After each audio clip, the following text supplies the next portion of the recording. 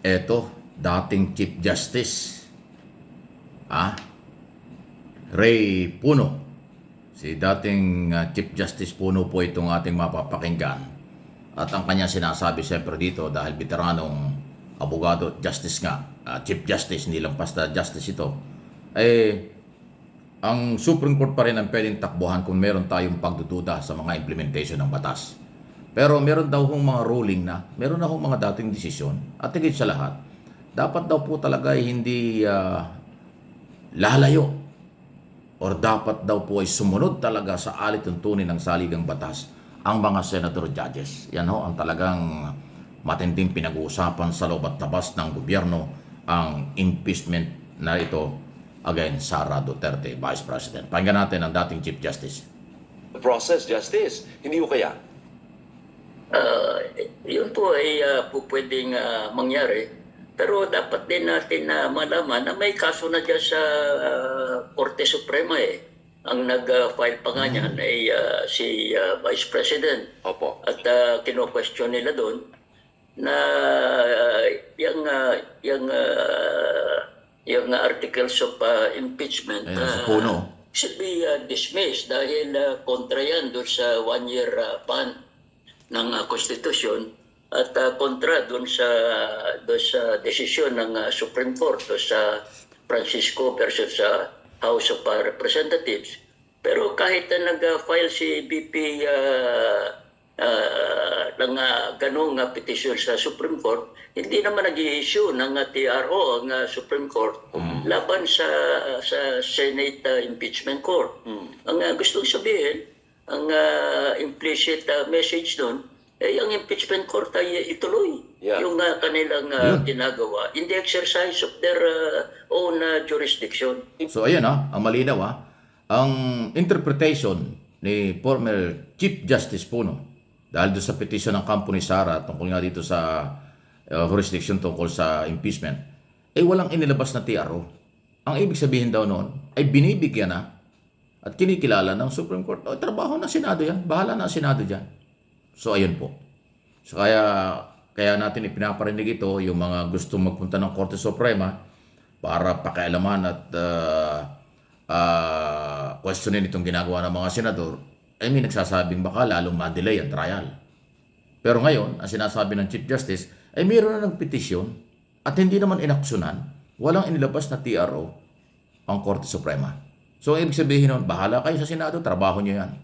Malinaw naman sa saligang batas na ang impeachment ay exclusive na trabaho ng mga senator judge ng Senado. Hindi nga lang ho ginagawa at nag-dribble, na-delay ng na-delay. So ayan nagbubungguan na. Nagbubungguan na po ang napakarami mga idea tungkol dyan. Mga retired associate justice, katulad ni na Carpio, ni na Ascuna, mga constitutionalist gumawa ng saligang batas, attorney Christian Monsod, at ito nga dating Chief Justice, nagsalita na. Okay, si Juan Ponce Enrile, hindi man Justice pero naging ngayon Chief Legal Counsel ng ating Pangulong Marcos at dating Senate President, presiding officer ng mga trial doon sa Corona trial, impeachment trial. Lahat ng mga veterano na mga abogado ay yan ang mga sinasabi. Kaya lang again, ulitin natin, ang problema sa Senado, hindi lang yung mga abogadong senador, lalo na yung mga hindi abogado. Kasi sa ngayon, kahit sa 20 Congress na papasok, 5 lang po yung ang senador judge na lawyer. 11 yata o 19 non-lawyer. So may problema talaga. Pero wala tayong magagawa, yun ang inilalang taong bayan. Pangalawa, yung mismong Senate President ngayon, under Escudero, iba ang mga sinasabi. Kaya saan tayo maniniwala? Kay Senador Escudero o doon sa mga magagaling na mga abogado, top-notcher sa bar exam, Associate Justice, retired, at Chief Justice, retired. Saan tayo maniniwala? Sa isang Escudero? Ganun ba? Kahapon nga, nag-press conference si Coco Pimentel, minority leader, ang sabi niya, nagtanong, hindi ba yung ginagawa ni Escudero ay para paboran o parang pumapabor na kay Sara dahil patuloy niyang dinelay ang kaso? Aba, sabi ni Coco Pimentel, posible. Pumapabor sa akusado ang ginawang pagdidelay. Sino ba nagdelay? Di ba ang Senate President?